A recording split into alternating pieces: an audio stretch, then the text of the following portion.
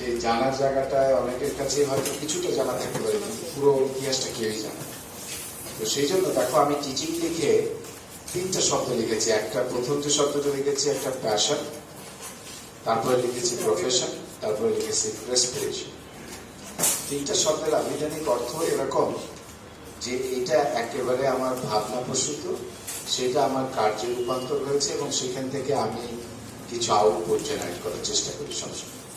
তো ওই জন্য আমি 3টাকে কানেক্ট করেছি। তোমাদের আরো কিছু শব্দ তোমরা এটার সাথে কানেক্ট করতে পারবে, কিন্তু একটা কোটেশন এখানে আছে দেখো শুরুতেই, যে teaching is the one profession that creates all other professions.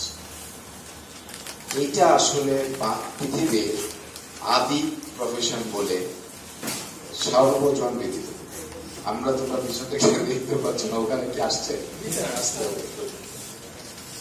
সর্বজন ব্যতীত কারণ হচ্ছে পৃথিবীতে যত প্রফেশনে জন্ম হয়েছে সর্বাগ্রে জন্ম হয়েছিল শিক্ষক প্রফেশন।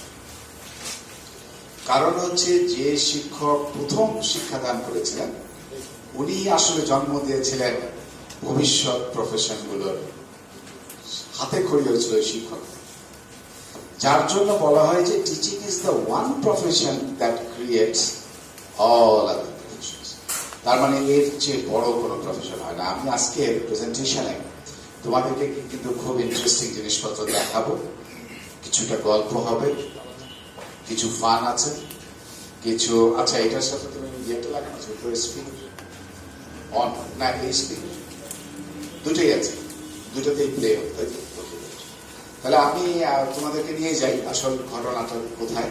প্রথমে আমার স্টোরিটা তোমাদেরকে দেখাতে চাই। আমি তোমাদের সবাইকে আসলে এইভাবে ওয়েলকাম জানাতে চাইছি। Spirit with the dance. কারণ তোমার মনের ভিতরে আনন্দ তোমার সর্বাগ্রে শরীরের সকল অংশে আনন্দটা ছড়িয়ে। এই জন্য আমার ছিল যে ভেরি ওয়ার্ম ওয়েলকাম তোমাদের সবাইকে। তুমি বসন্ত দাঁড়িয়ে থাকলে হবে না, তাহলে এটা আমার একটা খুব প্রিয় ছবি তোমাদেরকে দেখালাম। দ্বিতীয় যেটা, এখন আমার স্টোরিটা আমি বলবো। সেই স্টোরিটা বলার সময় তোমাদের অনেক হাসি পাবে, বা হাসতে কোনো দ্বিধা নেই, হাসতে কোনো বাধা নেই। এবং আমি চাই আজকে তোমরা যত তোমাদের শেয়ারিং আছে আমার সাথে করতে পারো।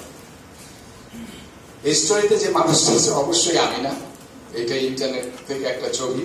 আমি চিন্তা করলাম ইন্টারনেট এমন একটি জায়গা যেখানে আসলে আমাদের অনেক মনের খোরাক থাকে, খোরাক খোঁজার জন্য বেশি কষ্ট করতে হয়, খুব সহজে পেয়ে। তো দেখলাম যে ভদ্রলোক মাইক হাতে দাঁড়িয়ে আছে, আমার মনে হয় এই লাইভ ছবি করা আমি এটা পিক করলাম যে আমি এই ভদ্রলোক, আমি কিছু বলতে চাই, দেখো কি বলতে চাই।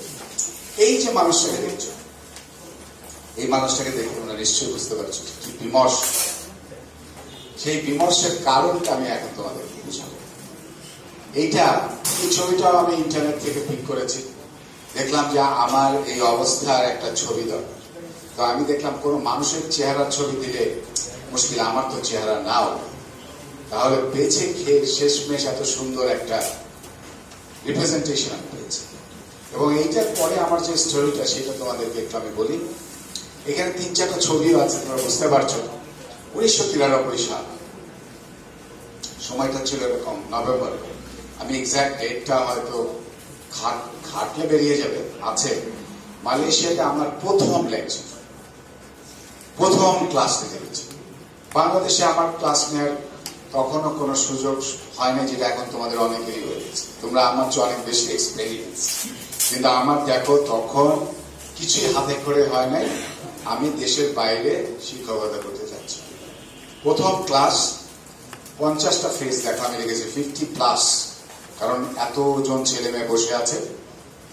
আমি ঢুকলাম ক্লাসে, অধিকাংশই তারা 3 জাতির ছেলে মেয়েরা বসে আছে, মালে, ইন্ডিয়ান, চাইনিজ। সবাই আমার দিকে তাকিয়ে আছে। আমার বয়স তখন অ্যারাউন্ড 24 কি 25। তো আমি ক্লাসে ঢুকলাম, সব নীরব। আমি বাকবাকম পায়রার মতো ইংরেজি বলি। দেখো এখানে একটা কবুতরের ছবি দিয়েছি। আমি ইংরেজি যেহেতু খুব ভালো বলি, বাকবাকম পায়রা, ওরা কিছুই বুঝতেছে না আমি সেই জন্য বলছি hardly understood, so poor communication. আমি যা বলছি আমি নিজেই বুঝতে পারছি না আমি কি বলছি। দ্বিতীয় লাইনে লিখেছি, দেখো হার্ডলি আন্ডারস্ট্যান্ড মাই সেলফ। আমার নিজের শব্দগুলো আমার কাছে মনে হচ্ছে এক ভয়ানক শব্দ, আমি কিছুই বুঝতে পারছি না আমি তুমি কি বলছি। কিন্তু সবাই আমার দিকে খুব নীরব দর্শকের মতো তাকিয়েছে। আমার টেবিলের উপরে একটা রোল কল করার শিট। তো রোল কল আমি দেখলাম যে কি করা যায়। প্রথম ক্লাস, আমি বাংলাদেশি 14 জন আমরা শিক্ষক হিসেবে গেছি, সবাই আমার চেয়ে ঢের বেশি ট্যালেন্টেড, কিন্তু প্রথম ক্লাসটা পড়বি পড়া আমার ঘাড়ে পড়েছে। আমাকে সকাল 8:15 ক্লাসে ঢুকতাম। এখন সেই বিশাল এক রোল কল, ভাবলাম যে রোল কল আগে করবো, কারণ তাহলে সবার মনোযোগ আকর্ষণ হবে। খুব গম্ভীর ভাবে নামগুলো যখন চোখের সামনে আসলো, অক্ষরগুলো পড়তে পারছি না, কারণ কোন একটা নাম, সেটা হচ্ছে তিও বিও কি লিম লি ফং, আমি এখন আমার ছাত্রছাত্রীর নাম মনে করতে পারি। তারপরে যোগেশ্বরন, আমি যখন নামগুলো এক এক করে উচ্চারণ করলাম, 50টা নাম, কেউ ইয়েস। আমি তখন ওদের দিকে তাকায় ভাবছি কি আমি কি সঠিক ক্লাসে আসছি, নাকি কাগজটা ঠিক, নাকি কেউ কোনো কথা বলছে না, সবাই আমার দিকে অবাক বিস্ময়ের তাকায় আছে। এই অতিথি এই ইয়েটা কে, মানে এই যে মনে হচ্ছে আমি ভিন গ্রহ থেকে এসেছি, ওরা আমার কোনো কিছুই বুঝতে পারছে না। দেখো একজন আমাকে বললো, পিছন থেকে বললো, আমি যখন অনেক চেষ্টা করছি, কসরত করছি কথা বলার, বুক ফেটে যাচ্ছে, কিন্তু আমার ভাষা ও বুঝতে পারছে না। একজন বললো ওকে টিকিট কেটে দাও, বাই হিম এ টিকিট। পিছন থেকে একজন বললো, আমি শুনলাম পরিষ্কার, ওর নাম ছিল নেদুমারন, আমার খুব প্রিয় ছাত্র হলো পরে। কিন্তু ঘটনাটা ওই সময় তুমি চিন্তা করতে পারো, মনে হলো কি, আমার মনে হলো কি আমার যদি কোথাও যাওয়ার জায়গা থাকতাম চলে যেতাম। ক্লাসরুমের ভিতরে 2টা ঘন্টা কিভাবে কাটবে দেখো। তারপরে কি হলো, 2 ঘন্টা ধরে আমি স্ট্রাগল করছি। এরকম অবস্থা হয়েছিল আক্ষরিক করতে আমার, পুরো চোখ আমার সমস্ত, শুধু চোখটা দেখা যাচ্ছে যে ভেজা না, কিন্তু সারা শরীর ভিজে, জুতাটা পর্যন্ত ভারী হয়ে গেছে, কারণ সব ঘাম তো ওখানে। এবং টাইম হয়ে যাচ্ছিল, মনে হচ্ছিল যে সময় স্থির, কখন ঘন্টা পড়বে আর আমি ক্লাস থেকে বেরোবো। শেষমেশ দেখা গেল একটা কমপ্লিট ডিজাস্টার। এটা ছিল আমার ফার্স্ট ক্লাস। ফার্স্ট ক্লাসটা যখন শেষ হলো, তখন আমার মনে হলো কি যে পৃথিবীতে প্রাণ আছে। আমি যখন বেরোলাম, কি সুন্দর বাতাস, অনেকক্ষণ সিঁড়ির সামনে দাঁড়িয়ে দম নিচ্ছিলাম, এবং বেশ কিছু ছেলে মেয়ে চাইনিজ, তারা বাইরে বেরিয়ে আসলো দৌড়ে, you are from Dhaka, Dhaka flatted Dhaka. আমার এখনো পরিষ্কার মনে আছে যে ওরা they became my very good friend, মানে এটা আনবিলিভেবল। আমি ওই প্রথম ক্লাসটা আমার জীবনে একটা স্বপ্নের মতো ক্লাস। আমাকে একদম বাড়ি দিয়ে মাজা ভেঙে আমার মনে হলো যে পৃথিবীতে এর চেয়ে কঠিন কাজ আর নাই। দেখো কি হলো তারপরে ঘটনা। 93 থেকে 94 এই সময়টা আমার মনে আছে। আমি প্রতিদিন চিন্তা করছি আমাকে এরকম বার্গার খেতে কাজ করতে হবে, কারণ পেটে তো খাবার দিতে হবে, পেটটা না থাকলে তো পৃথিবীতে আমরা কিছুই করতাম না। কি সুখের সময় না, অনেকদিন বাঁচতাম, আবার আরামায়েশ করে সময় কাটিয়ে না, মানে। কিন্তু তখন আমি প্রতিদিন চিন্তা করছি আমাকে টিকিট কাটতে হবে। আমি এখনো মনে করতে পারি, সকাল হতো চিন্তা করতে শুরু করতাম, টিকিট কাটতে তো আমার এত রিঙ্গিত লাগবে, সেটার জন্য আমাকে তাহলে কি পরিমাণ পরিশ্রম করে ওই রিঙ্গিতটা কাটবো। প্রতিদিন আমি ভাবতাম যে খাবার, অনেক লোভনীয় খাবার দেখা সত্ত্বেও খাওয়ার সুযোগ ছিল না, কারণ ওটা তো অনেক টাকা, ওই টাকা তো আমি খরচ করলে আমি টিকিট কিনবো কি করে।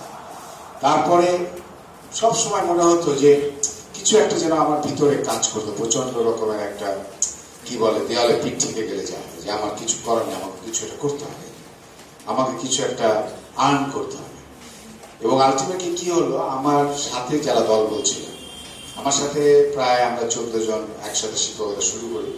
ওরা আমার সাথে প্রায়, আমি আসলে একটু খোলামেলা, সবসময় ওদের সাথে কথা বলতাম প্রাণ খুলে। ওরা আমাকে কিছুটা বলতো, আরে তুমি চিন্তা করো না, এগুলো সব সময় ব্যাপার, দেখো কি হবে। 93-94টা এটাকে আমি নাম দিয়েছি যে ড্রাইভস। তখন আমার ভিতরে আসলে অনেক রিয়াকশন হচ্ছে, অনেক কিছু হচ্ছে, কি করা যায়, এই দেশের ভালো মন্দ সব মিলিয়ে, দেশ থেকে অনেক দূরে, দেশের জন্য মায়া, আবার কষ্ট অনেক, কিভাবে সার্ভাইভ করবো সব মিলে। এরকম সময়টার পরের যে ঘটনাটা, তখন আমার ভিতরে একটা পুরা একটা ডিফারেন্ট মানুষ জন্ম হয়। ওই সময়টা কি হয়েছিল জানি না, আমার অনেক ছাত্র তারা আমার কাছে জানতে চেয়েছিল যে তুমি কিভাবে এরকম হয়ে, আমি বলতে পারি না, but it was like this, very মানে ফোর্সফুল একটা মাইন্ড। অ্যান্ড দেন 95 সাল ছিল আমার জন্য একটা ক্রেজি ইয়ার, এবং এই বছরটা মনে হয়েছিল যে সামথিং হ্যাপেন টু মি, এবং আমার ইনস্টিটিউশনাল রিকগনিশন ফার্স্ট টাইম। আমি ওই ইউনিভার্সিটি থেকে ওরা আমাকে নমিনেশন করলো যে তুমি ইউকে তে চলে যাও, 3 মাসের জন্য বিভিন্ন বিশ্ববিদ্যালয়ে ঘুরো। And that was my change, started with changing. আমি তখন আমি একটু নিজেকে বুঝতে পারছি যে আমি সার্ভাইভ করতে পারি, আই ক্যান সার্ভাইভ। একটা ভিতরে ফোর্স কাজ করতে শুরু। তারপরে দেখো আমি বুঝলাম যে আমার কিছু গুণাগুণ আছে যেটা আমি কাজে আনি। That was my feeling. এবং ওই ফিলিংটা আমাকে এমন একটা চেঞ্জ করলো যে চেঞ্জটা আই স্টিল এনজয়। ওই চেঞ্জটাই কিন্তু আমার এখনো দেখো আমি লার্ন করছি every day. I learn new things every day, every minute. একটু আগে আমি অনেকগুলো নতুন টার্মিনোলজি পড়েছি, দ্যাট ইজ ভেরি ইন্টারেস্টিং। তো আমার কাছে যেটা মনে হয় এই ডাইভিং, এই যে 3টে স্টেজ স্টোরি, তোমাদের এখন আর সেই জামানা নেই, जमाना बदल गया। आप लोग बहुत अच्छा इंग्लिश बताते हो, ज्यादा खूबसूरत भी हो,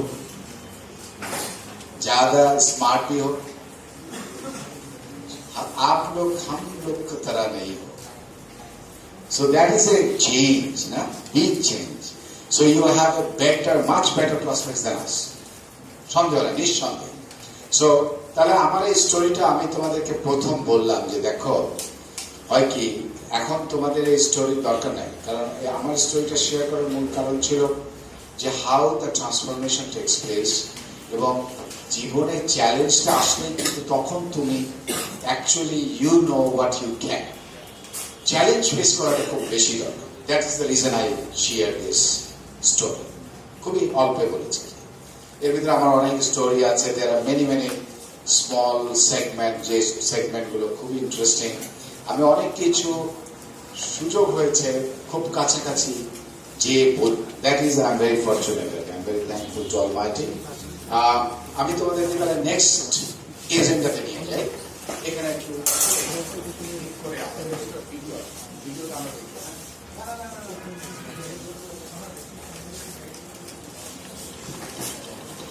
এটা একটু এনজয় করো।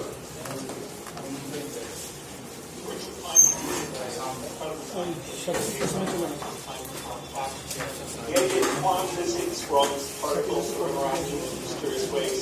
He came up with a thing called Feynman diagrams that he won the Nobel Prize for.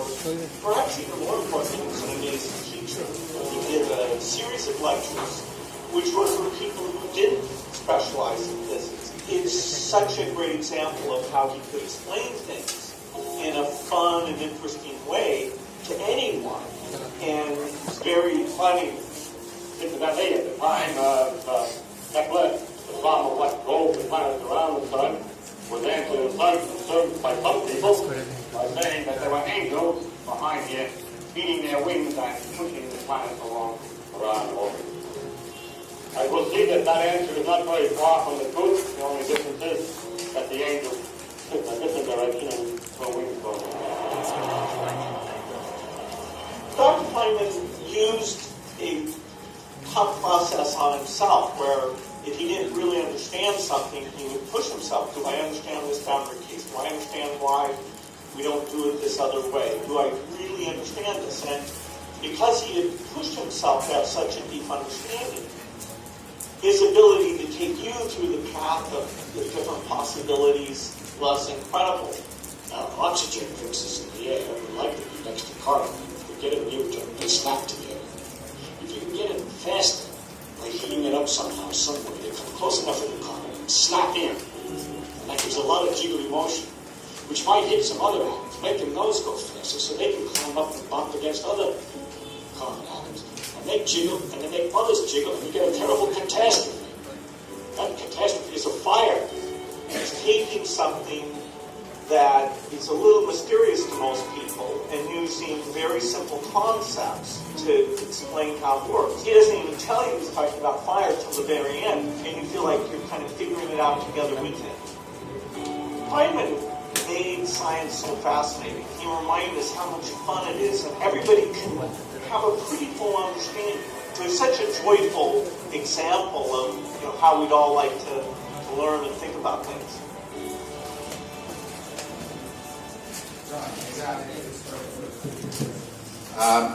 তোমরা একজন তো চিনছো Bill Gates, and the second man যার সম্পর্কে সে বলছে Richard Feynman, one of the Nobel laureate of physics এবং a greatest teacher of the time. তাকে যখনই সবাই বলে তখন বলে যে ফিজিক্স শেখানোর মতো এরকম শিক্ষক পৃথিবীতে একজন দুজন জন্মগ্রহণ করেছে। Is one of them Richard Feynman. রিচার্ড ফেইনম্যানের আমরা ভক্ত অনেক আগে থেকে, অ্যান্ড আই ওয়াজ অ্যাকচুয়ালি, আমি যে তোমাদের এই প্রিপারেশনটা আমি খুব ফ্রেশ রান্না করতে পছন্দ করি। মনে করো একটা প্রেজেন্টেশন আমি কোনোদিন রিপিট করি, ইভেন এই প্রেজেন্টেশন আমি বানিয়েছি গত রাত্রে। আই ওয়াজ থিঙ্কিং, এবং আমাকে god always helps me in the process. আমি যখন চিন্তা করতে থাকি তখন কোনো না কোনোভাবে কিছু জিনিস আমার সামনে আসেন, দেন আই রিয়েলাইজ যে আমি কি নিয়ে কথা বলবো, কিভাবে বলবো। রিচার্ড ফেইনম্যানের স্টোরিটা বিল গেটস যেভাবে বলছিল যে fun and a deep thinking, সে বারবার নিজেকে প্রশ্ন করছে যে আমি কি বুঝি, ডু আই রিয়েলি আন্ডারস্ট্যান্ড। এই যে ফোর্সটা নিজের উপরে রিচার্ড ফেইনম্যান নিয়ে বোঝার চেষ্টা করেছে, সেই বোঝার সিম্পলিসিটিটা সে তার অডিয়েন্সকে দিয়েছে। ক্লাসে ছাত্ররা হাসছে, ফান হচ্ছে, লার্ন হচ্ছে, তাছাড়া লার্ন কন্টিনিউ করে। আমরা ক্লাসগুলো যদি আমাদের ফান না হয় তাহলে লার্ন ঠিক মতো থাকবে না, কারণ লার্ন ভালো হতে হলে ফান থাকতে হবে। তাহলে ফান অ্যান্ড লার্নের জায়গাটা আমরা বিল গেটস এর একটা ফেভারিট টিচার, সে বলেছে আমি রিচার্ড ফেইনম্যানকে তার লাইফে সে পাই। That was his ফার্স্টেশন। তাহলে রিচার্ড ফেইনম্যান আমরা চাই তোমাদের মতে রিচার্ড ফেইনম্যান চাই। That is what we want. Richard Feynman আর পৃথিবীতে নাই, কিন্তু রিচার্ড ফেইনম্যান রেখে গেছে অনবদ্য write-ups, অনবদ্য creations. He has lot of contribution in physics. আচ্ছা, আমরা তাহলে নেক্সট চলে যাই। এখন তোমাদের সাথে আসলে যে আলোচনাটা করবো সেটা হচ্ছে এইটা, যে এইখানে আমি কিছু সারপ্রাইজ রেখেছি। একটা সারপ্রাইজ ঘটনা আছে যেটা আরিফিনা জানে না, আমি কি করবো সেটা আমার সারপ্রাইজ না, I have to keep something. আমি তোমাদেরকে একটা এক্সারসাইজের মধ্যে নেব। আমাদের আজকের আলোচনার যে মূলটা হচ্ছে, ফার্স্ট হচ্ছে ডিসকভারি অফ মাইন্ড। আমি মনে করি এইটা the most important thing for all of us. Teaching thoughts একটু আলোচনা করে, গুড টু গ্রেট টিচিং, কিভাবে তোমরা সবাই পৃথিবীর সেরা শিক্ষক। শোনো, ইন্টারেস্টিং, শিক্ষক হওয়ার জন্য ভালো রেজাল্ট নট নেসেসারি। ক্লাসের first boy is never the best teacher of the class or of the university. Best teacher is somebody else. সেই জায়গাটা তোমাদেরকে আমি বুঝাবো। Spirit of teaching, reaching not teaching, এগুলো সবই আমার নিজের লেখা। লাস্টে একটা রেসিপি আছে ইন্টারনেট থেকে, সেটা আমি একটু শেয়ার করবো, আর কিছু টিপস দিব ফর সাকসেস। তাহলে সবাই রেডি? আচ্ছা, তাহলে আমরা ডিসকভারি অফ মাইন্ডের আলোচনায় যাওয়ার আগে এক ভদ্রলোকের একটা কোটেশন দিতে চাই। He is a great educator and psychologist, American psychologist, ওর নাম হচ্ছে Mortimer Adler। সে বলছে, all genuine learning is active, not passive. It involves the use of the mind, not just the memory. It is a process of discovery in which the student is the main agent, not the teacher. Teacher is only facilitator. টিচারের কাজ হচ্ছে জানলাটা খুলে দেয়া আর বলা কিভাবে দেখতে হবে, ছাত্ররা দেখবে। And everyone see different things when they look at the window. Okay? So, এটার পরেই আমি চলে যাই। Our mind is our power. আচ্ছা, কে কে মাইন্ড নিয়ে এক্সারসাইজ করার অভিজ্ঞতা আছে? আমি একজন দুজনে হাত দেখতে চাই এবং শুনতে চাই যে হোয়াট এক্সারসাইজ। গুড, তুমি সামনে চলে এসো ফার্স্ট। তুমি বলবে যে তোমার এক্সারসাইজের একটা প্যাটার্ন আমি সবার সাথে শেয়ার দিই। আমাদের আজকে কিন্তু একটু ডিফারেন্ট ক্লাস। আমি বললাম বাংলায় অবশ্যই। I am Jantul Firdaus. আমার এক্সপিরিয়েন্স হচ্ছে আমি মাঝে মাঝে যখন ধরুন বসে থাকি মাঝে মাঝে খুব বোর লাগে কিংবা পড়াশোনা করছি কিংবা যদি কোনো কিছু করার নেই তখন খুব বোর লাগে তখন আমি মাইন্ড রিসার্চটা করি মানে জাস্ট ঠিক হয়েছে আমার আশেপাশে কিছু নেই আমি কোনো সুন্দর জায়গায় ঘুরছি কোনো সুন্দর কিছু দেখছি আশেপাশে কোনো কিছু তখন অবজার্ভ করা হয় না তখন জাস্ট মানে সাপোজ কোনো সমুদ্রের দিয়ে দাঁড়ায় থেকে সমুদ্রে এসে বাতাসটা দেখছি আমি দূরে বসে আছি কিন্তু সে জিনিসটা ফিল করি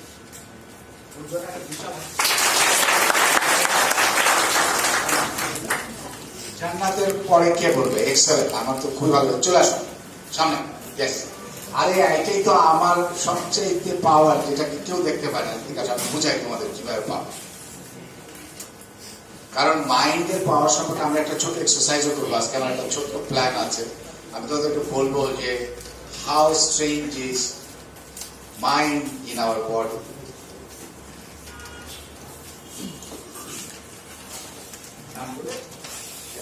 Hello everyone, আমি আরকুম হারুন।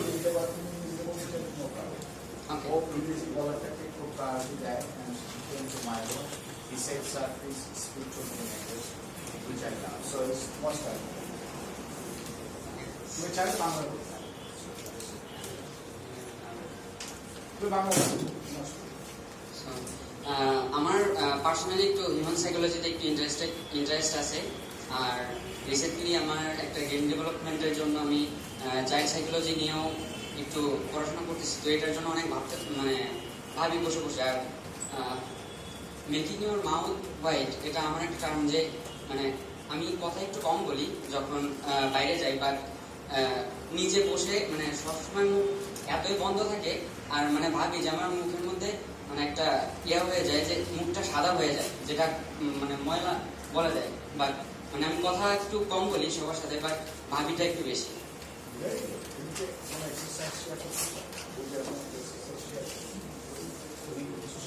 জি আমি ওনার মতনই মানে আয়ারে বিলিভ করি। আয়ার হলো ইমাজিনেটিভ রিয়ালিটি, মানে আমার মতে সেটা হলো আমার পার্সোনাল কিছু প্রবলেম আছে বলে আমি মানে আমার আশেপাশে সব কিছুকে বাদ দিয়ে আমি মানে আমার নিজেকে আমার নিজের মতন একটা ওয়ার্ল্ড বানাই তাদের সাথে ইন্টারাক্ট করি এরকম।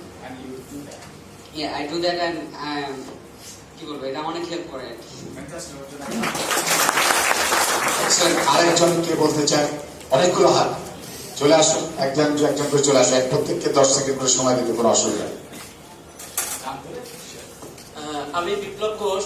তো আমি আমার মাইন্ডটা যেভাবে সেট আপ করি যে আমার আশেপাশে তো অনেক মানুষ আছে যারা সাকসেস হয়েছে, তো আমি কেন পারবো না। আমি যখন ভাবি যে আসলে আমি কেন পারতেছি না, তো তখন আমি আমার ক্লাসের ফ্রেন্ড বা আমার আশেপাশে যারা আছে তাদেরকে দেখি যে আসলে তারাও তো আমার বয়সী বা আমার মতোই তো তারা জীবনযাপন করছে, তো তারা যদি পারে আমি কেন পারবো না। তো এটাই নিয়ে আমি আমার নিজের মাইন্ডটা সেট আপ করি।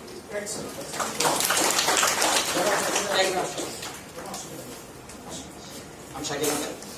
তো আমি বিলিভ করি যে আমাদের মাইন্ড আসলে দুই রকমের, একটা কনসিয়াস মাইন্ড আর একটা সাবকনসিয়াস মাইন্ড।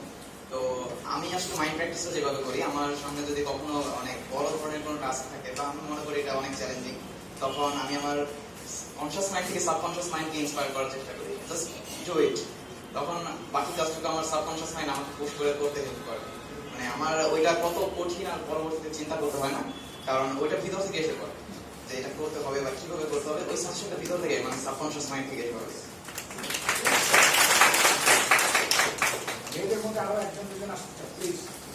আমি মাহমুদুল হাসান, আমার হোম ডিস্ট্রিক্ট হচ্ছে রংপুরে।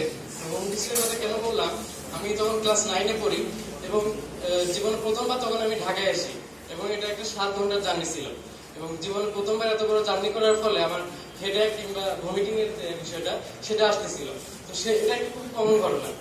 সেই মুহূর্তে আমি চিন্তা করলাম চোখটা বন্ধ করে, তখন আমি বগুড়ায় চোখটা বন্ধ করে চিন্তা করতেছি যে আমি এখন গাড়ির মধ্যে নাই, আমি একটা ফুলের বাগানের মধ্যে, সেখানে অনেকগুলো ফুল এবং সেই স্মেলগুলো আমি নেওয়ার চেষ্টা করলাম আমার ব্রেনের মধ্যে। আমি এটা ফিল করতে শুরু করলাম এবং দেখলাম যে আধা ঘন্টা পর আমি একটু ভালো ফিল করতেছি এবং আজ পর্যন্ত আমি ঢাকা থেকে চিটাগাং যাই বা রংপুর থেকে চিটাগাং যাই, আমার আর কোনো সমস্যা হয় না, আমি এটাকে ওভারকাম করতে পারি।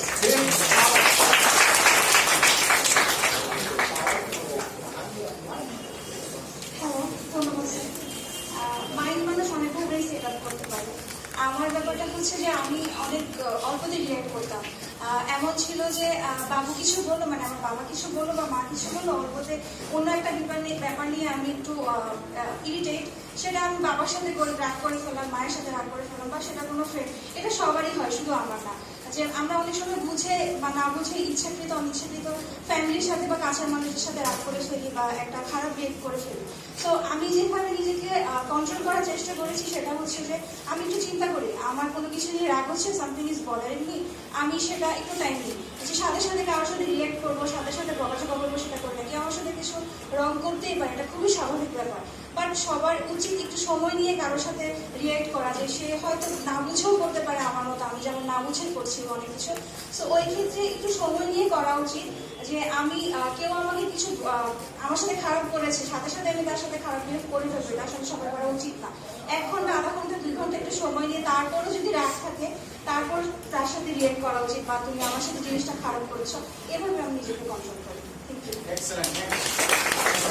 আমি এসএম জাহাঙ্গীর। আমি মূলত মানে ইন্ডাস্ট্রি আর কি, তো এখানকার কসমোলজি। তো এর কারণে আমি চিন্তা করি কসমোলজি কিন্তু অসম্ভব কিছু ব্যবস্থা থাকে, যেমন প্লাটনের ভিতরে কি ঘটতেছে, তারপরে অ্যাবসলিউট নাথিংনেস, এই কনসেপ্টটা কিরকম। তো আমি একটা চেষ্টা করি যে এই সিচুয়েশন গুলা ইমাজিন করার। প্লাস পাশাপাশি হচ্ছে যে আমি আমার গ্রাজুয়েশনের সময় থিসিস করছিলাম, সেটা হচ্ছে সিমুলেশন অন এডুকেশন নিয়ে। ঠিক আছে, এই ব্যাপারটা হচ্ছে যে আমরা জানি যে সিকিউরিটি প্লাস হাবিট স্কোয়ার, ঠিক আছে। বাট এই জিনিসটা যদি কোনো স্টুডেন্টকে বলা হয় তো সে এক্সপ্লেন করতে পারবে যে বইয়ের ভাষায় তেমন একটা বলবে, বাট তাকে যদি একটা অবজেক্টিভ ইনফরমেশন বা সিমুলেশন করে যদি জিনিসটা উপস্থাপন করা হয় তা তার জিনিসটা বুঝতে সুবিধা হবে। তো আমি আসলে এই জিনিসগুলো ইমেজিন করতে ভালোবাসি।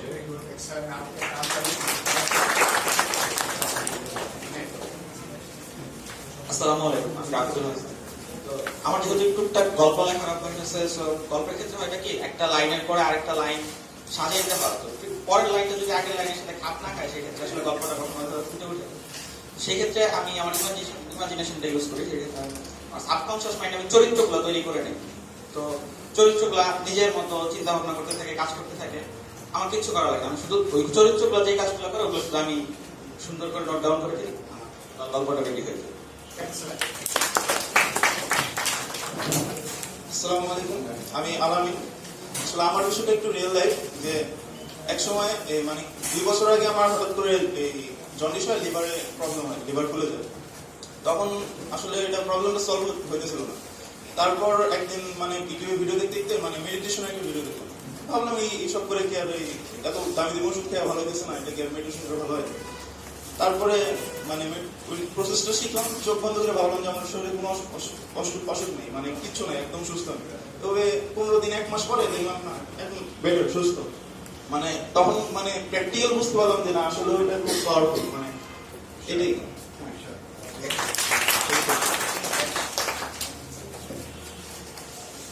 হ্যালো এভরিওয়ান, আমি রেজাউর রহমান। আমার আগে অনেকেই ইমাজিনেটিভ রিয়েলিটি নিয়ে কথা বলছে, এটা একটা বেশ ভালো টার্ম। অনেক মহান মহান ব্যক্তির ইমাজিনারি সিচুয়েশনে তারা রিয়ালিটিকে কল্পনা করতো। যেমন আমার ক্ষেত্রে আমি বলি, আমি খুবই কম কাজ করি, বাট আমি কাজগুলোর মধ্যে কোয়ালিটি দেখতে চাই। অ্যাজ এ রেজাল্ট আমি ওভার থিঙ্ক করি। শুরুতে যা হতো, ওভার থিঙ্কিং এর জন্য আমি একটা প্রেজেন্টেশন থাকলে বা একটা ক্লাস কন্ডাক্ট করা থাকলে আমি শুরুতে ভেবে নিতাম যে কি পড়াবো।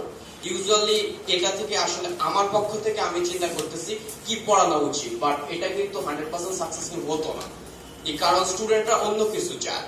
তো ধীরে ধীরে আমি যা বুঝতে শিখি যে আসলে আমি কি করতে চাই সেটা ফোকাস দেওয়াই উচিত না। ফর এক্সাম্পল, গত মঙ্গলবার আমি সেকেন্ড সেমিস্টার একটা ক্লাস নিয়েছিলাম যেটা ফাংশন পড়ানো হয়েছিল।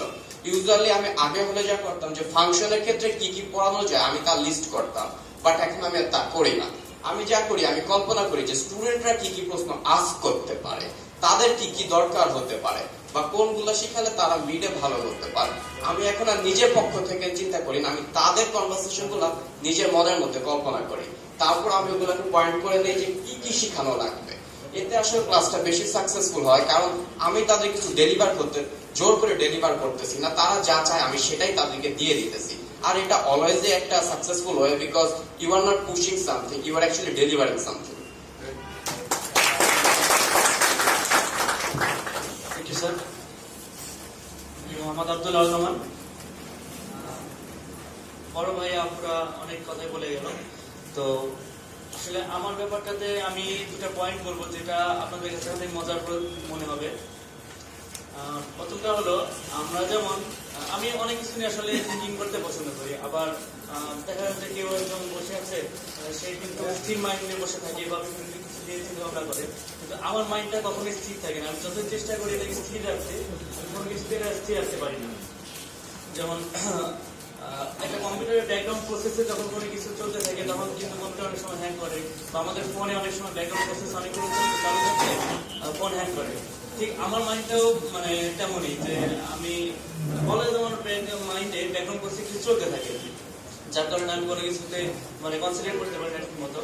তো এটার জন্য আমি অনেক কিছু দেখেছি, অনেক ভিডিও দেখেছি, অনেক মানুষের সাথে কথা বলেছি এই ব্যাপারটা নিয়ে।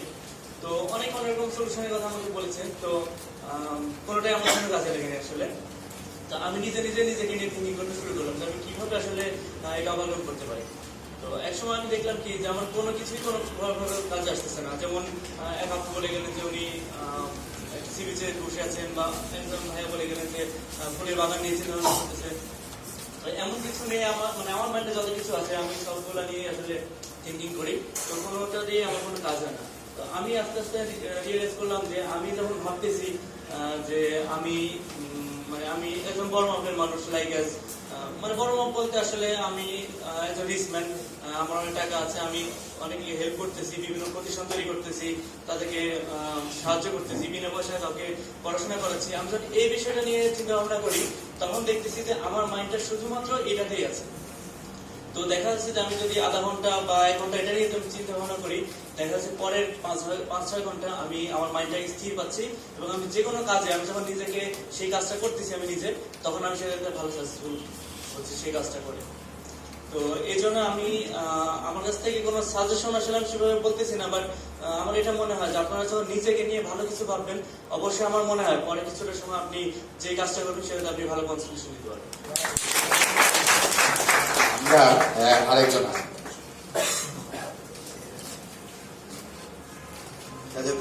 আসসালামু আলাইকুম, আমি আলামিন আরাফাত।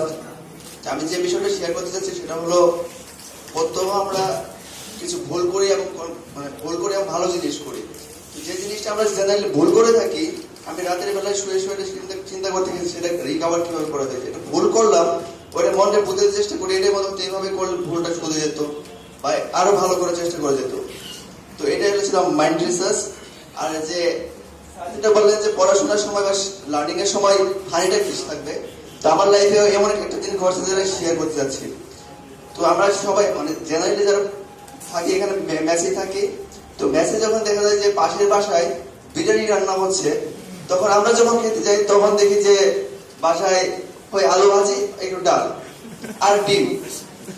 কিন্তু যখন আমরা খাইতে যাই, আমার পাশে যে বড় ভাই রুমমেট ছিলেন, সে আমারে বলতো খাওয়ার মাঝে, জালামিন এই খাসির টুকটাটা নো, ঠান্ডা হয়ে যাচ্ছে, কাচ্ছিটা শেষ করো, নষ্ট হয়ে যাবে।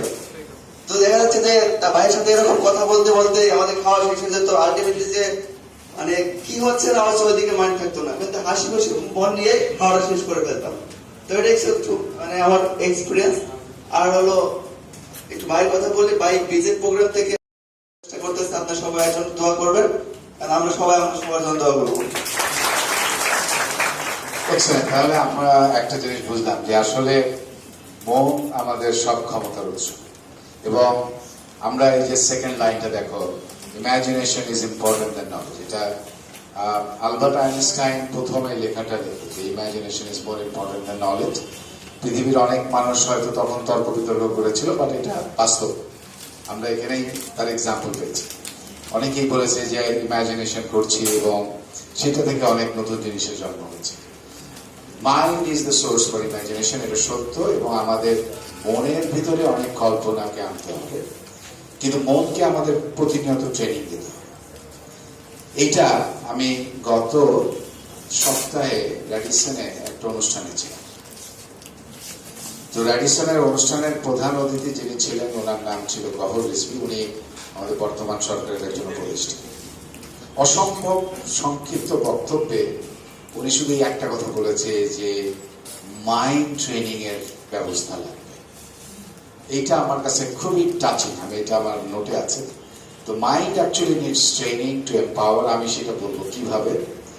মাইন্ডেরও খাবার দরকার, মনের খাবার, শরীরে যেরকম ক্ষুধা আছে, খাবার আছে, মনেরও খাবার আছে। এবং মনের খাবারটা কি সেটাও আমরা কিছুক্ষণে সংক্ষিপ্ত আলোচনা করব। কিন্তু সেই খাবারটা কিভাবে আসে, আইদার রিকল, রিথিঙ্ক, রিশেপ, রিক্রিয়েটের মধ্যে দিয়ে খাবারের জন্য। মনের সম্পর্কে আমি যখন প্রথম এক্সারসাইজ করি তখন 1988 সালে, 87-88। তো তখন আমি এটার মানে আমি তোমাদেরকে বলছি প্রকৃত অর্থে, মানে যেটা জীবনে এক্সপেরিয়েন্স করে এইটার ভিতরে ঢুকতে পেরেছিলাম, সেটা আমার জন্য একটা খুব অত্যাশ্চর্যের বিষয় ছিল। মানে আমি নিজেও কখনো কল্পনা করি নাই যে মন এত ক্ষমতার অধিকারী হতে পারে। সেটা কিরকম আমি বলি, সেটা ছিল এরকম যে তোমার মনটা তুমি যদি এক্সারসাইজ করতে পারো, তুমি যদি ট্রেনিং দিতে পারো, তাহলে তোমার মনটা এরকম হতে পারে, তোমার মনটা ট্রাভেল করতে পারে। তোমার ফিজিক্যাল বডিটা এখানে, কিন্তু তোমার মাইন্ডটা আরেক জায়গায়। যেটা আসলে আমরা আমাদের ধর্মগ্রন্থে, পবিত্র ধর্মগ্রন্থে অনেক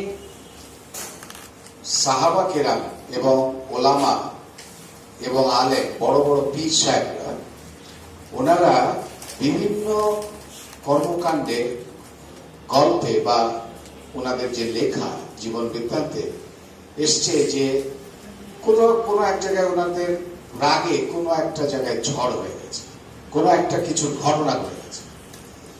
দিস ইজ ট্রু।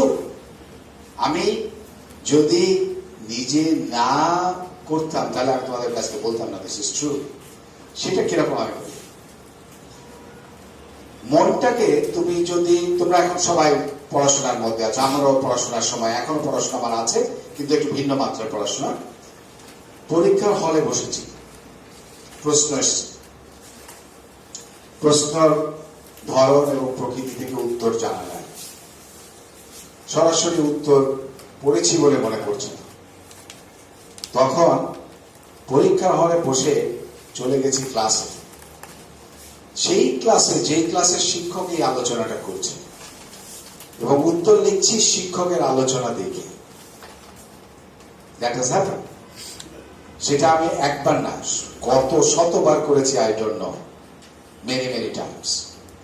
এমন হয় মন, যে তোমার মন যদি সেই ক্ষমতার অধিকারী হয়, তাহলে যে ঘটনাটা 1 মাস পরে ঘটবে, তুমি এখন সেটা দেখতে পাবে। আমি তার চাক্ষুষ এক্সাম্পল আমি জীবনে কতবার দেখেছি আই ডোন্ট নো, কত শতবার দেখেছি তাও বলতে পারবো না, but I know many things. আমি এখনো জানি কিছু নতুন ঘটনা। কিন্তু মনের ক্ষমতা, এটা বিধাতার নিয়ন্ত্রণে, এটা তোমার নিয়ন্ত্রণে না। তুমি এটাকে হয়তো অর্জন করতে পারবে, তোমাকে সুরক্ষা করতে হবে। মনের ক্ষমতা অসীম, শরীরের ক্ষমতা সসীম, অনেক সীম। কিন্তু মন চিরস্থায়ী, চিরজীবী এবং অমিল। এটা তোমাকে মাথায় রাখতে হবে। মন হচ্ছে সবকিছু বলে। আমি এখন তোমাদেরকে একটা এক্সারসাইজে নিয়ে যাব। তো এক্সারসাইজটা আমি একটু বলে নেই, আমরা কি করতে যাচ্ছি। আমরা 5 মিনিট সময় আমরা ব্যয় করব। সেই 5 মিনিট সময় আমি তোমাদেরকে চিন্তা শূন্য করতে চাই সম্পূর্ণ। আমাদের এখানে স্পেশাল মিউজিক আমার আনা উচিত ছিল, আমি আনি নাই, কিন্তু আমি যে এক্সারসাইজটা করবো আমি একটু তোমাদেরকে বলে দিচ্ছি। তোমরা এই নেক্সট স্লাইডে আছে, এই জন্য আমি আগে বলে দিচ্ছি। সেটা হচ্ছে যে তোমাদের হাতে একটা পেন বা পেন্সিল যাই থাকবে না কেন, তোমরা যে অবস্থায় আছো ওই অবস্থায় বসে এটাকে সোজা এইভাবে ধরে, আমি তোমাদেরকে এখন বলছি, জাস্ট একটা ব্যাখ্যা করে দিচ্ছি যাতে করে ওখানে ওই স্লাইডে গেলে আর ব্যাখ্যা প্রয়োজন হবে। ধরে চোখটা বন্ধ করবে, চোখটা বন্ধ করে নিঃশ্বাস নিবে এবং ছাড়বে স্লোলি। আস্তে আস্তে অনুভব করতে হবে যে তোমার শরীর, মন সবকিছুতে একটা অবসাদ আসতেছে। 3 মিনিট পরে আমি যখন তোমাদেরকে বলবো এবার আস্তে আস্তে তুমি হাতটা ছাড়ার চেষ্টা করো, তোমার হাতটা আর ছড়বে না। তোমার হাতটা পেন্সিলের সাথে পেনের সাথে ধরে ইউ ক্যানট ডিটাচ ইট। তাহলে লেট আস ডু দ্যাট। আমি এইটা দিয়ে তোমাদেরকে একটু ফ্রেশ করতে চাই। ওকে, তাহলে এইটা আমার নেক্সট স্লাইড। দেখো আমি ঠিক বললাম, ট্রেন ইউর ব্রেন। ঠিক আছে, এখন আমরা একটা ব্রেন এক্সাম্পল এক্সারসাইজ করবো। আমি চাই যে আজকের পরে তোমরা প্রতিদিন সকালে একবার মেডিটেশন করবে। আমাকে তোমরা কখনো ক্লান্ত দেখো না, আর আমাকে কোনো কিছু ক্লান্ত হতে হবে। ক্লান্ত ঘটনা আমার চারিপাশে সবসময়, কিন্তু আমি সবসময় সকাল মানেই আমার জন্য একটা প্রাণান্তরিক, সে যে সকালই হোক না কেন। এমনও সকাল হয়েছে আমি হসপিটালে সারা রাত জেগে ভোরে I am as active as I was. কোনোদিন এরকম হয় নাই যে সকাল হয়েছে একদম খুব, কিন্তু এরকম হয় আমার অনেক সকাল যে আমার কোনো আর কিছু ভাবনা করার থাকে না, মানে এত ডিজাস্টার, কিন্তু সব কাজ আমার সচল। জান্নাত, she is very active. Yeah, চলো। Okay, microphone. হ্যালো এভরিওয়ান, আমি জান্নাতুল ফেরদৌস। অসাধারণ একটা সেশন শেষ করলাম। যখন আমি প্রথম মানে আমার রুম থেকে বের হই, তখন মনে হচ্ছিল কি করবো, এখানে কি বলবে না করবে, এরকম টাইপের একটা ফিলিং ছিল। কিন্তু যখন স্যারের কাছে আসলাম, স্যার শুরু করে ধীরে তখন ধীরে একটা জোশ আসতে চায়, শোনার একটা স্পিকার বাড়লো, যা এখানে অনেক কিছু শিখতে পারতেছে। স্যারের প্রথম একটা কথা ছিল আমাদের, সেটা হচ্ছে স্লাইডের প্রথমে দেওয়া ছিল যে টিচিং প্রফেশনটা হচ্ছে একটা প্রফেশন থেকে মানে সবগুলো প্রফেশন তৈরি করার একটা ক্রিয়েট করে। এই সেন্টেন্সটা শোনার পরে অসাধারণ একটা ফিলিং আসছে। আমার মনে হচ্ছে আসলে এটা সত্যি, কারণ আমরা জন্মের পর থেকেই আমরা শেখা শুরু করি, আর টিচার হচ্ছে আমাদের গাইডলাইনের মতো। আমি মনে করি টিচার হচ্ছে একটা লিডারের মতো, যে হচ্ছে পুরো জাতিকে ধরে রাখে। জাতি উন্নতি করবে না ধ্বংস হবে সেটা একটা লিডারের উপর ডিপেন্ড করে, আর টিচার হচ্ছে সেই লিডার। আর এই সেশনটার অসাধারণ ভালো লাগছে। স্যারকে অনেক থ্যাংক ইউ। স্যার আজকে অনেক সুন্দরভাবে স্লাইডটা আমাদের কাছে তুলে ধরছে।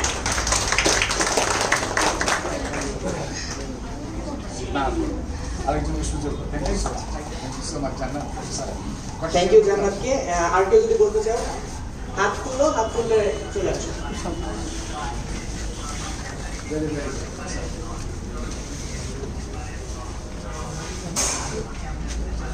থ্যাংক ইউ স্যারকে অবশ্যই থ্যাংক ইউ জানাবো ফার্স্টে, কারণ আমার প্রথম হচ্ছে এই স্যারের সাথে ফার্স্ট ক্লাস করতেছি। স্যারের কোনো ক্লাস কখনো পাইনি, সো জানতাম না আসলে স্যার কিরকম ক্লাস নেয়, শুনেছি সবসময়। তো এই ফার্স্ট এক্সপিরিয়েন্স করছি এবং এক্সপিরিয়েন্সটা খুবই খুবই ভালো। থ্যাংক ইউ স্যার প্রথমে জানাচ্ছি। টিচার হওয়ার জন্য স্যার অনেক কিছুই বলেছেন, সব কিছুই ইম্পর্টেন্ট। আমি যতটুকু নোট ডাউন করেছি তার মধ্যে থেকে সবচেয়ে ইম্পর্টেন্ট আমার কাছে যেটা মনে হলো সেটা হচ্ছে listening is more important than speaking.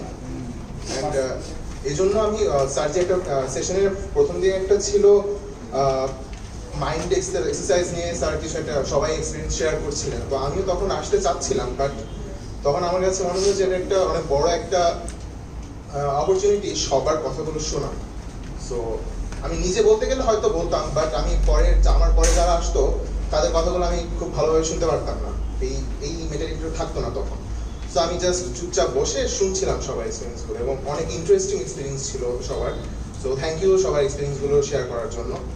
আর এটাই, আর হচ্ছে যে আরেকটা ব্যাপার সবচেয়ে বেশি আমার কাছে ভালো লেগেছিল, যেটা স্যার বললেন যে কিপ ইট এফিশিয়েন্ট, সব কিছুকে এফিশিয়েন্ট রাখা দরকার। কোয়ান্টিটিটা আমাদের দরকার নেই, আমাদের দরকার হচ্ছে কোয়ালিটিটা। সো আর ডিসিপ্লিনের ব্যাপার যেটা, যে তো আমি যদি এখন আমার এক্সপিরিয়েন্সটা শেয়ার করতে পারি প্লিজ। আমি খুবই ইনডিসিপ্লিন ছিলাম প্রথম 2 বছর। আমি 2017 স্প্রিংয়ে ভর্তি হই। সো প্রথম 2 বছর খুবই ইনডিসিপ্লিন ছিলাম। এই বছর থেকে আমি হচ্ছে প্রিফেক্ট হিসাবে জয়েন করা শুরু করেছি। সো আমার এটা 3rd semester as a prefect. So prefect হওয়ার পর থেকে আসলে আস্তে আস্তে ডিসিপ্লিনগুলো বুঝতে পারছি যে ডিসিপ্লিনটা কেন দরকার। আর এই সেমিস্টারে আমি ভার্সিটিতে পার্ট টাইম জবে এন্টার করেছি স্টুডেন্ট অ্যাসোসিয়েট হিসাবে। সো এই সেপ্টেম্বর থেকে আমার মানে লাইফটা খুবই একটা ডিসিপ্লিন হইতে চলে এসেছে। সো আই থিঙ্ক ডিসিপ্লিন থাকাটা নট অ্যাজ এ টিচার, যে কোনো একটা as a perfect human being এর জন্য ডিসিপ্লিন থাকাটা খুবই দরকার। So thank you sir. Thank you. আচ্ছা একটু বলে নিই, আমরা যে কাগজটা দিয়েছি সেটা আমাদের প্ল্যান ছিল যে আমরা পরে নিয়ে ওইটা আমরা সার্ভে করবো। তো আপনারা কি দিতে ইচ্ছুক যে নোটগুলো নিয়েছেন আপনারা? আচ্ছা ঠিক আছে, যদি দিতে চান দিতে পারেন, অথবা আমরা গুগল ফর্ম ছেড়ে দিতে পারি। এই নোটটা আপনারা বাসায় নিয়ে গেলেন, আপনারা নিজেরা স্টাডি করলেন, পরবর্তীতে গুগল ফর্ম আমরা দিয়ে ওই নোট ওইখানে আপনারা আপনাদের রিয়েলাইজেশনগুলো আমাদের সাথে শেয়ার করবেন। ঠিক আছে? তো এটা ভালো হয় না? ওকে, সো আমাদের রিয়েলাইজেশনটার জন্য আমরা গুগল ফর্ম ছেড়ে দিব। আরেকটা অ্যানাউন্সমেন্ট যেটা প্রথমে দিয়েছিলাম সেটা হচ্ছে যে অ্যাসাইনমেন্টটা আছে, যে 3 মিনিটের একটা ভিডিও আপনারা ক্লাসে স্টুডেন্টদের শেখাচ্ছেন, এরকম একটা ভিডিও করে আমাদেরকে দিবেন। পাশাপাশি যে একটা আর্টিকেল ছোট যে রিয়েলাইজেশনটা করেছে সেখান থেকে একটা আর্টিকেল হবে। সো আমরা ওইটার গুগল ফর্মটা আপনাদেরকে পাস করে দিব। আর সার্টিফিকেটের বিষয়টা সেটা হচ্ছে কি আমরা বুথ খুলবো, বুথে আপনাদেরকে সার্টিফিকেট প্রোভাইড করা হবে। যারা আছেন সবাই সার্টিফিকেট, পার্টিসিপেশন সার্টিফিকেট পাবেন, সেটা মেইল আপনাদের কাছে চলে যাবে। আর যারা অ্যাটেন্ডেন্স দেন নাই তারা একটু দয়া করে অ্যাটেন্ডেন্সটা দিয়ে যাবেন, তাহলে আমরা এখান থেকে আপনার সার্টিফিকেটে প্রিন্ট করানোর ব্যবস্থা করব। ঠিক আছে? Thank you. আসসালামু আলাইকুম সবাইকে। স্যার অসাধারণ একটা সেশন দিলেন আমাদের, খুব ধন্যবাদ। যে কথাটা আমি বলতে চাচ্ছিলাম সেটা হচ্ছে গিয়ে সবসময় রিয়েলাইজ করি বাট কখনো বলতে পারি না। মাঝে মধ্যে এরকম হয় যে একটা স্যার ক্লাস দিচ্ছেন, ভালো লাগতেছে না, কেন ভালো লাগতেছে না, কি সমস্যা?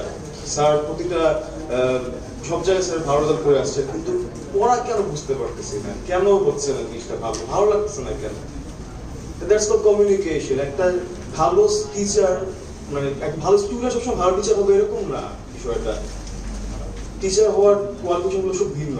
স্যার যে কথা মাঝকে বললেন খুব ইন্সপায়ারিং ছিল, এবং এটা সবসময় আমি বিলিভ করে আসছি। আমি কখনোই ভালো স্টুডেন্ট ছিলাম না, আমি এখনো ভালো স্টুডেন্ট না, বাট কেন জানি এরকম মনে হয় যখন স্টুডেন্ট আমার কাছে আসে বোঝার জন্য, তাকে আমি বুঝাতে পারি।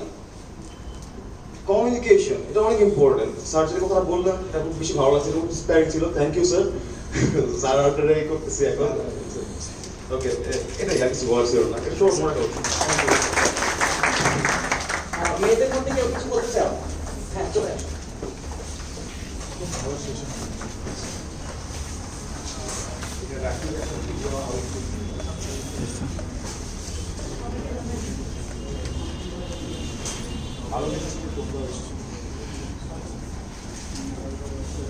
থ্যাংক ইউ এতক্ষণ সবাই মানে আমাকে একটা সুযোগ দেওয়ার জন্য। আর স্যারকে থ্যাংক ইউ যে এত লং টাইম একটা সেশন স্যার বললো অনেক, মানে এটাই হচ্ছে টিচার হওয়ার মেইন, মানে আমার কাছে সুবিধা লাগে যে এতগুলো মানুষ আমার দিকে তাকায় থাকবে। স্যার এতগুলো কথা বলছে, সবগুলো হয়তো শুনে নেয়, কিন্তু মেইন টপিকগুলো ধরতে পারছে। আমার সাথে ভালো স্টিমুলেটিং এই সাবজেক্ট মানে টপিকটা ফার্স্ট যখন স্যার ডাকলো সবাইকে, সবাই আসতেছিল, ওই টাইমে আমার আসার ইচ্ছা ছিল না, কিন্তু এতক্ষণ যে কথাটা হলো বা স্যার সেশনটা দিল, তারপরে আমার মনে হলো আমিও এখানে আসতে পারি। টিচার আমি যদি ফিউচারে হতে পারি তাহলে আমিও চেষ্টা করবো ওই পিছনের ওই জায়গা থেকেই সামনে আনা। স্যার এসে বললাম যে ফার্স্টে এসে যে সামনের জনকে জিজ্ঞেস করা, এটা আসলে সত্যি ক্লাসের মধ্যে আমারও খারাপ লাগে। যদি আমি পিছনে বসি তখন স্যাররা যখন এসে সামনের জনের কি বলে, তখন আমার মনে হয় কেন ভাই পিছনের গুলা বলে কেন বলা হয় না। তার জন্য এখন মাঝে মাঝে চেষ্টা করি পিছনে বলা, ওদের সাথেও মিশা, সামনের জন্য মিশা, তাহলে দুই জিনিসটা বুঝতে পারি। আর কমিউনিকেশনটা আসলেই অনেক ইম্পর্টেন্ট। আর্ট অফ লিভিং করার পর থেকে এই জিনিসটা বুঝতেছি, এখন হচ্ছে ট্রাই করছি এই জিনিসটা ডেভেলপ করার। Thank you.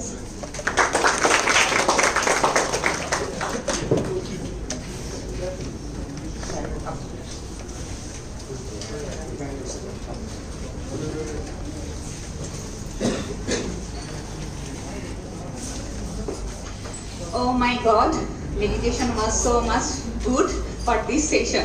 মানে মেডিটেশনটা খুবই ভালো ছিল।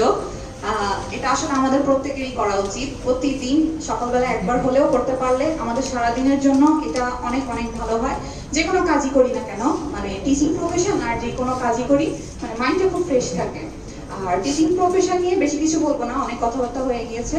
তো জাস্ট এটাই বলবো যে কোনো টিচারেরই কোনো স্যার খুব সুন্দর করে বুঝিয়ে দিয়েছে যে কোনো টিচারের কথা যদি বুঝতে হয় বা মানে যে কোনো ক্লাসে যদি মানে বোঝার জন্য স্যারের কথার সাথে তাল মেলাতে হয়, অবশ্যই কোশ্চেন করতে হবে এবং সাথে সাথে মানে যে কোনো স্যারের কথা বুঝছি না তাকে বোঝার চেষ্টা করব। একদিন হোক 2 দিন হোক এরপর থেকে নেক্সট ক্লাসের স্যারের কথা বুঝাই যাবে বা ম্যামের কথা বুঝাই যাবে। So that's it. আসসালামু আলাইকুম এভরিওয়ান। আসসালামু আলাইকুম স্যার। আজকে এত সুন্দর একটা সেশন আমি নিজে করতে পেরে নিজেকে অনেক গর্বিত মনে করছি। আমার মনে হয় আমরা আসলে প্রত্যেকে নিজেদের শারীরিক অনেক এক্সারসাইজ নিয়ে মানে আমি প্রতিদিনই ভাবি যে আমার হয়তো বডিটা একটু মোটা হয়ে যাচ্ছে বা এটা হয়ে যাচ্ছে ওটা হয়ে যাচ্ছে, কিন্তু আমরা কিন্তু আলটিমেটলি যদি চিন্তা করতে যাই বডির প্রত্যেকটা পার্টি একটা সময় রেস্ট পায়, কিন্তু আমাদের যে মাইন্ড বা ব্রেন বা হার্ট এই দুইটা যে আমাদের জন্মের পর থেকে চলতে শুরু হয়েছে এটার কিন্তু কোনো রেস্ট আমরা বা এটার কোনো এক্সারসাইজের কথা আমরা চিন্তাই করি না। তো আজকে স্যারের সেশনের মাধ্যমে এই বিষয়টা যেহেতু আমি মাঝে মাঝে ভাবছিলাম এবং স্যারের সেশনের মাধ্যমে বিষয়টা আরো ক্লিয়ার হলাম এবং মেডিটেশন স্যার যেটা করালেন আসলে এটা খুবই একটা উপকারী এবং এটা একটা উপকারিতা দিক আজকে পেলাম। সব থেকে বড় বিষয় আমি টিচারদেরকে শুধু টিচার বলবো না, তারা একদিক দিয়ে ডক্টর, একদিক দিয়ে বাবা মা, একদিক দিয়ে বলা যায় যে প্রত্যেকটা প্রফেশনের সঙ্গে এই টিচিং প্রফেশনটা অবশ্যই একটা অন্যরকম ভাবে কানেক্টেড।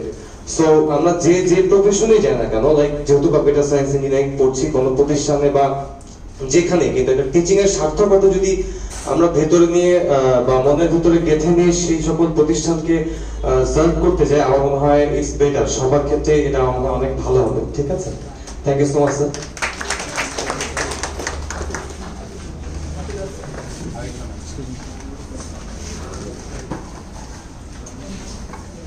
আসসালামু আলাইকুম।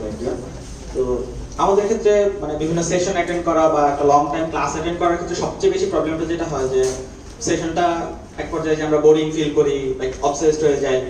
এই জিনিসগুলোর ক্ষেত্রে সবচেয়ে মানে একটা সেমিনারে মনোযোগ ধরে রাখা পুরোটা সময় এটা আসলে অনেক বড় একটা ব্যাপার, বা এই জিনিসটা যেই শিক্ষক বা যেই বক্তা করতে পারেন আমার মনে হয় তিনি সবচেয়ে সফল বক্তা। তো সেই ক্ষেত্রে আমাদের স্যার মানে একদম ফুল টাইম আমাদেরকে একদম তার সম্পূর্ণ বক্তব্যের দিকে মনোযোগ ধরে রাখতে পারছেন, এটা আসলে বিশ্বাস ছিল, কারণ স্যারের ক্লাসের আগেও করছি। আর আরেকটা বিষয় হচ্ছে যে কোনো একটা কাজের প্রতি যদি আমার প্যাশন থাকে আর সেটাকে যদি আমি প্রফেশন হিসেবে চুজ করি, তখনই সম্ভব আমার কাছে একটা বেটার আউটকাম বের হয়ে আসবে মানে আমার এই কাজের প্রফেশনের প্রতিটা ক্ষেত্রে। তো শিক্ষার ক্ষেত্রে লার্নিং এর সবচেয়ে বেস্ট ওয়েটা হচ্ছে ভিজুয়ালাইজ করা। আমরা যদি কোনো কিছু ভিজুয়ালাইজ করে শিখি তো সেই জিনিসটা আমার ক্ষেত্রে মনে থাকবে সবচেয়ে বেশি।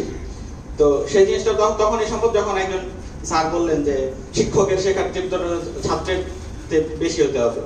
তো এই জিনিসটাই মানে পয়েন্ট অফ নোটেড। আর কেউ কি বলতে চাচ্ছ? এনিওয়ান? আচ্ছা ঠিক আছে, তো আমি একটু ছোট্ট আমার রিয়েলাইজেশন শেয়ার করি। আমি যখন ফার্স্ট ক্লাসে গিয়েছিলাম তখন এরকম অডিয়েন্স ছিল আমার সামনে। আমি যেটা করেছি একদম রোবটের মতো দাঁড়িয়েছিলাম এবং এই দেয়ালের দিকে তাকিয়ে পুরো ক্লাসটা নিয়েছিলাম। সো আমার পা কাঁপছিল, এমন অবস্থা ছিল 6 সেমিস্টারে। বাট এখন অনেকটুকুই ডেভেলপ হয়েছে। আজকে যারা এখানে এসে কথা বলেছো সবার হয়তো বা এক্সপিরিয়েন্স নাই, বাট তোমরা যে আজকে এখানে এসে কথা বলেছো এই সাহসটাই যে তোমাকে অনেক দূর নিয়ে যাবে সেটা আমি নিজের এক্সপিরিয়েন্স থেকে বলতে পারি।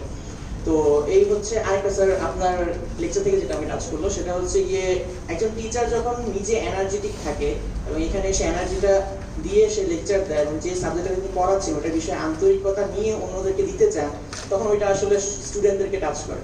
আমার 100% দেওয়া দরকার না, কিন্তু 10% যদি আমি দিই 100% দিয়ে, তাহলে ওইটা স্টুডেন্টরা ওই 10% নিয়ে হ্যাপি থাকতে পারে। সো স্যারের যে পুরো লেকচারটা আমরা প্রায় 2 ঘন্টা ধরে দেখলাম, স্যারের কি এনার্জি ড্রপ আমরা দেখেছি কোনো না, এবং আমাদের মধ্যেও নাই, কারোর মধ্যে এনার্জি ড্রপ নাই। সো এই জিনিসটা খুবই ইম্পর্টেন্ট। আমি নিজে রিয়েলাইজ করেছি যে আমি যখন সারাদিন আমার খারাপ যাচ্ছে ঠিক আছে, বাট ক্লাসের আগে আমি স্টুডেন্টকে দেওয়ার জন্য যাচ্ছি। সো তাদের জন্য আমার এনার্জেটিক থাকতে হবে এবং আমার এনার্জিটা তাদের মধ্যে প্রোপাগেট করে, তখন তারাও এনার্জেটিক হয়ে ফোকাসটা আমার দিকে দেয়। এতে টু ওয়ে কমিউনিকেশন হয়, টিচিং হয় না, রিচিং হয়। সো এই জিনিসটা আমাদের খুবই ইম্পর্টেন্ট। আমার রিয়েলাইজেশন থেকে আমি এটা শেয়ার করলাম। সো থ্যাংক ইউ সবাইকে আজকে ইভেন্টে আসার জন্য। আজকে ইভেন্টটা একটু ভোট অফ থ্যাঙ্কস দিয়ে দিই। মানে ইভেন্টটা আমরা নিজেদের মধ্যে অ্যারেঞ্জ করেছি এবং পুরোটাই যারা আশেপাশে দেখতে পাবে সবাই সিপিসির লোক। সো সিপিসিকে অনেক বড় একটা ধন্যবাদ এই ইভেন্টটা স্যারকেও ধন্যবাদ আমাদের সাথে থাকার জন্য। আর অ্যানাউন্সমেন্টটা আবার দিই, যারা আমাদের কাছ থেকে স্পেশাল রিওয়ার্ডটা নিতে চাও তাদেরকে ওই 3 মিনিটের বা 2 মিনিটের একটা ভিডিও করতে হবে। হয়তো কিছু স্টুডেন্ট সামনে থাকবে, তুমি তাদেরকে শেখাচ্ছ। স্যারের যে টেকনিকগুলো বলা হলো ওই বলাগুলো তোমরা ওইখানে দেখাবা। সো ওই ভিডিওটা যাতে আমরা নিয়ে আমরা নিজেরা জাজ করতে পারি, তোমাকে ইনপুট করার জন্য সাজেশন দিতে পারি, তোমার সাথে আমাদের একটা কমিউনিকেশন হবে এবং তোমার গ্রোথটা আমরা দেখতে পারলাম। এই জিনিসটা যদি তোমরা করো তোমাদের গ্রোথ হবে এবং আমরাও তোমাদেরকে দেখে হ্যাপি হবো। কারণ একজন টিচারের সবচেয়ে বড় সাকসেস কি আমরা বলতে পারি? এনিওয়ান? একজন টিচারের সাকসেস খুবই ইন্টারেস্টিং একটা জিনিস। একজন ব্যাংকারের সাকসেস হতে পারে তার ব্যাংক ব্যালেন্স, বাট টিচারের সাকসেস হয় হচ্ছে কি তার স্টুডেন্টের সাকসেসের উপরে। তার স্টুডেন্ট যদি সাকসেসফুল না হয় টিচার আসলে বলা যায় না সে সাকসেসফুল একজন টিচার। সো স্টুডেন্টের সাকসেসের উপর আমার টিচারের সাকসেস ডিপেন্ড করে। সো সেই কারণে আমরা চাচ্ছি যে তোমরা সাকসেসফুল হও। স্যার অবশ্যই সেটা চান সবসময়, এই কারণে আজকের সেশনটা এতক্ষণ ধরে আমরা কন্ডাক্ট করতে পারলাম। সো তোমাদের যে অ্যাসাইনমেন্টটা আছে হোপফুলি সবাই ওটা কমপ্লিট করবে, আর নেক্সট যে প্রসিডিওরগুলো আছে সেগুলো আমরা আস্তে আস্তে তোমাদেরকে মেইলে জানিয়ে দেবো। So thank you. স্যার কিছু বলতে চান? ওকে, থ্যাংক ইউ সবাইকে আসার জন্য। আর আমরা একটা সাথে ছবি তুলবো সবাই। স্যার আপনি আচ্ছা আপনি চলে এসেছেন।